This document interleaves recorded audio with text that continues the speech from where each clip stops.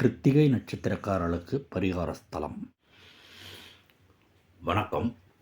இன்றைக்கி நாம் பார்க்க இருக்கிற நட்சத்திரம் கிருத்திகை நட்சத்திரம். அவர்களுக்கான பரிகார ஸ்தலம் மயிலாடுதுறையிலிருந்து பூம்புகார் போகிற வழியில் கஞ்சா நகர் அப்படின்றதுல அருள்மிகு காந்தர சுந்தரேஸ்வரர் ஆலயம். இதுவே சிறந்த பரிகார ஸ்தலமாக இருக்குது.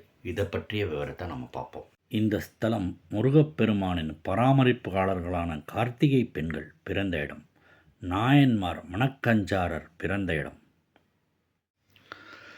சிவபெருமான் ஆழ்ந்த தியானத்தில் இருக்கிறார். அந்த தியானத்துக்கு பிற சுந்தர ஜோதி யோக நிலை. அப்போது பார்வதி தாயார் சிவனை அணுகுகிறார். இனம் கொண்டு எழுந்த சிவன் தனது மூன்றாவது கண்ணை திறந்து அதிலிருந்து 6 வித தங்கக் கதிர்கள் வெளிப்பட்டு முருகப்பெருமான் உருவாகிறார்.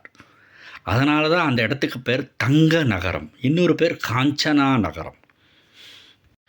இந்த ஸ்தலம் சிவன் சுயம்புவாக மேற்கு நோக்கி தோன்றியிருக்கிறார்.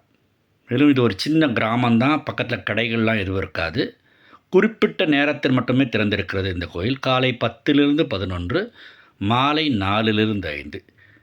இது கொஞ்சம் குறிச்சிக்கோங்க.